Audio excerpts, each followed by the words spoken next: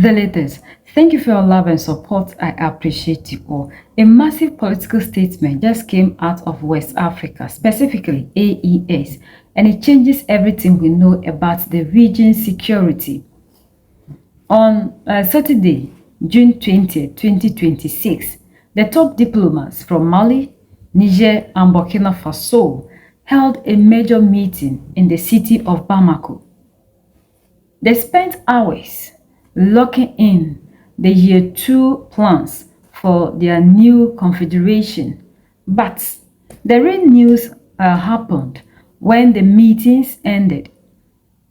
The leaders stepped forward and put out a fierce warning to the rest of the world. They openly accused foreign governments of funding TT activities to destabilize the Sahel and stop their independent movement. To understand why this specific meeting matters, you have to look at what happened just few days before it.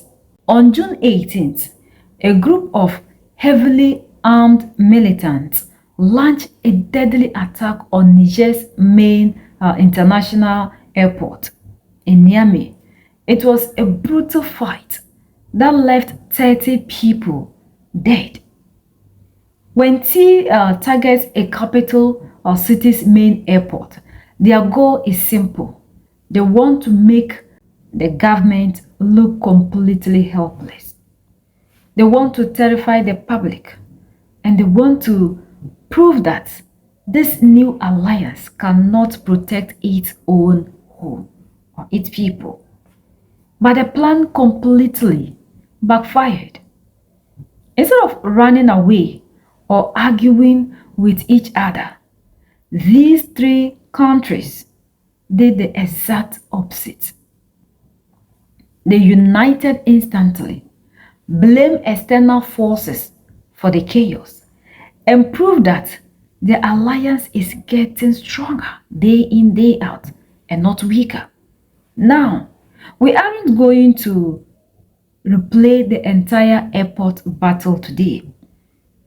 If you want the full breakdown of how many attackers were caught or how firefights ended, I already made videos about that, so you can go through the channel and watch.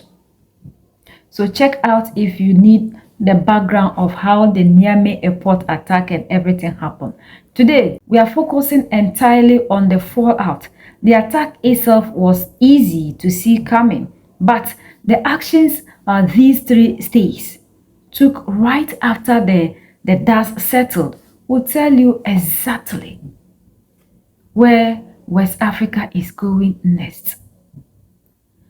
Let's look at the facts from that Saturday meeting on June 20th. When these ministers met to discuss their second-year roadmap, they weren't just making empty promises. Their whole strategy is built on three basic ideas: defense, diplomacy, and local development. The first year was all about setting up the local paperwork. This second year is about making their new systems run, and they already have real tools on the ground. By the end of last year, 2025, they launched a unified army of 5,000 soldiers stationed at a base in Bamako. This force operates under one single command, and they have the legal right to cross between Mali, Niger, and Burkina Faso to chase threats without waiting for border permissions. They also built their own regional development bank so they can fund their own roads, bridges, and electricity grids without begging Western banks for loans, IMF and World Bank. They are launching their own media networks to tell their own side of the story.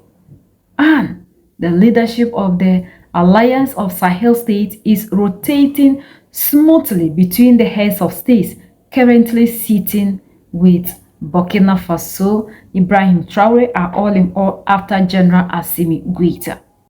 So, when they met in Bamako, they were looking at projects that are already alive.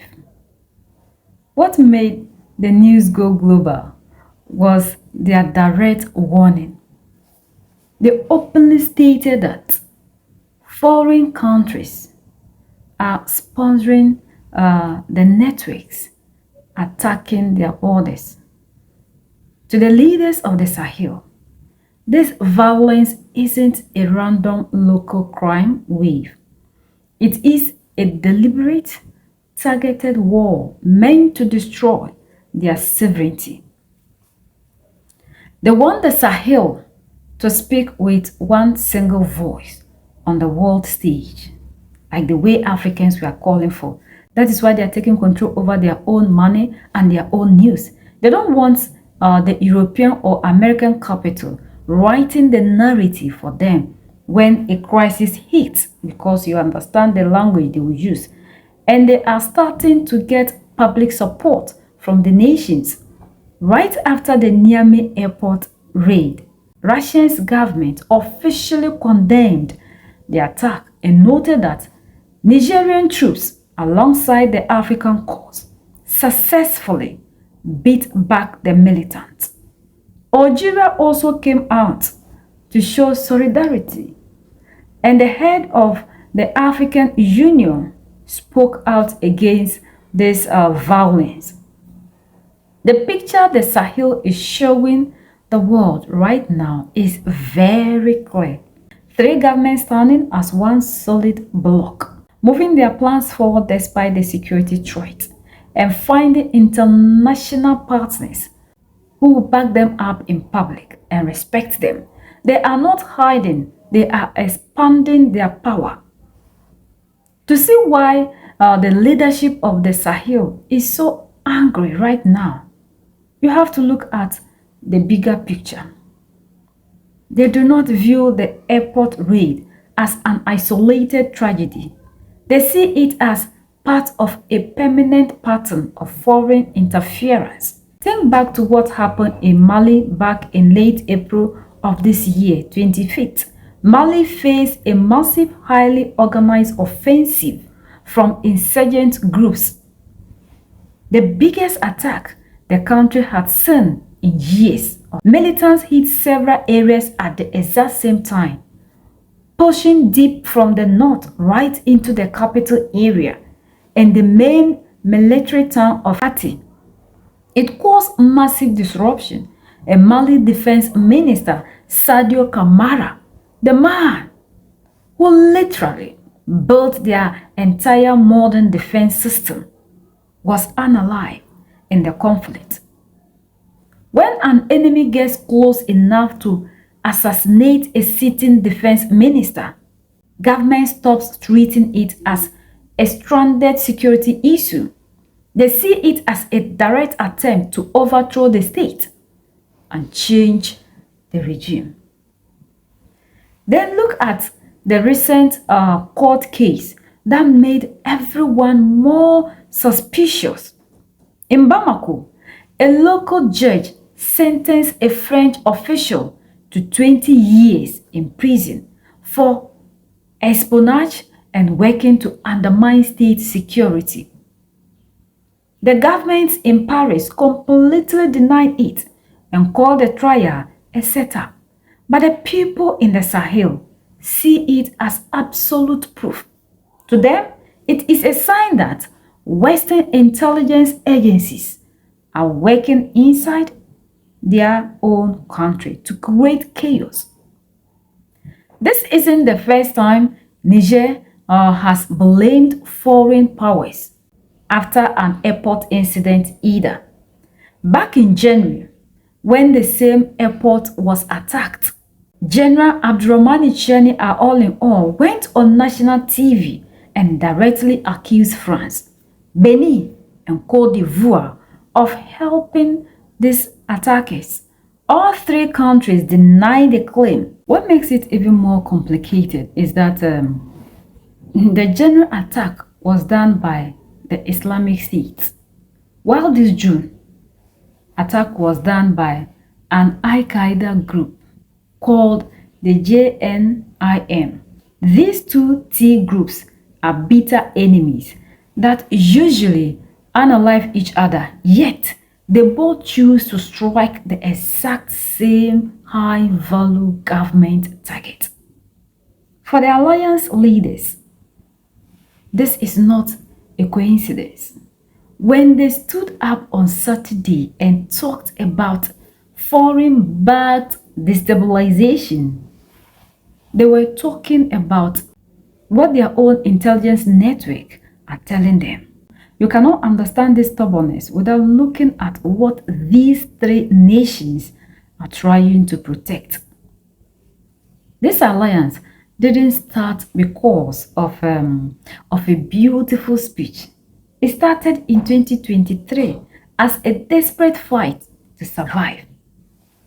When military took over in Niger, the regional bloc called ECOWAS threatened to launch an invasion to force the old president back into power. Mali, Burkina Faso stepped up immediately and warned the world that an attack on Niger would mean war for all three of them.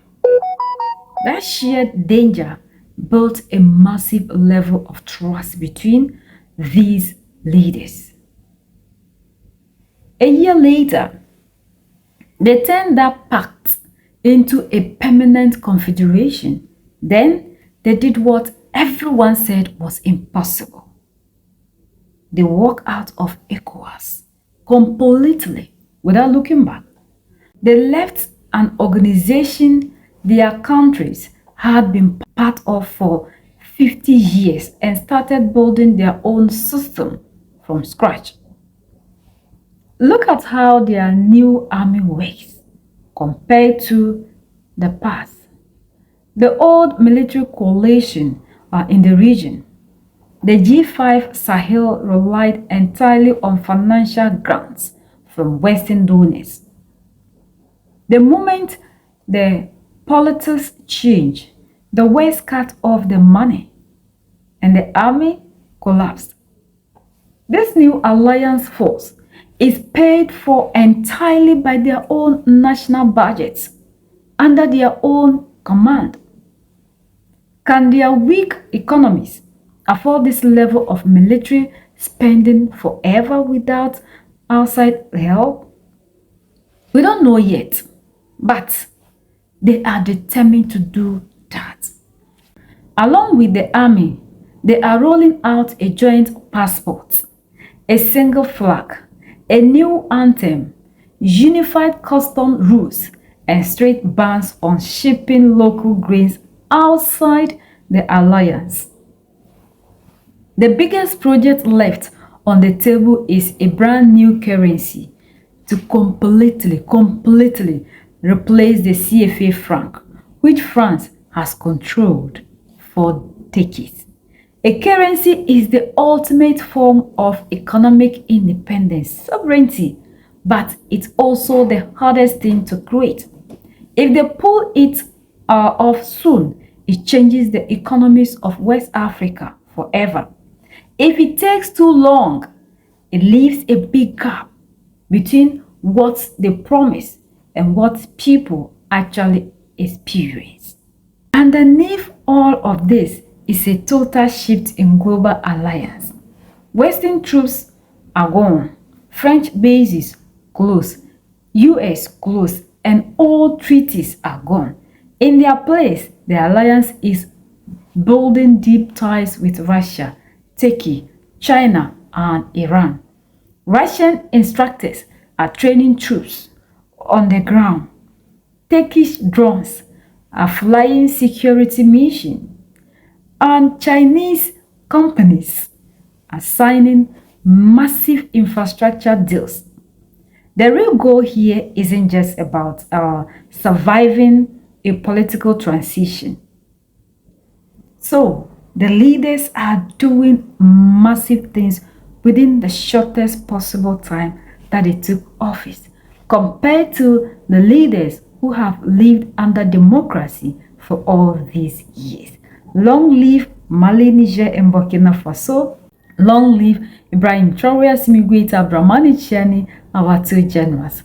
We are the only ones that can set ourselves free. United we stand, divided we fall, and united we keep standing forever and ever. The greatest enemy of the African is mental slavery. So let's decolonize ourselves from mental slavery. Let's keep sharing to educate our brothers and sisters. Together we make Africa great for ourselves and the next generations that are going to come. So that's the latest around the world, in Africa, West Africa, and in AES.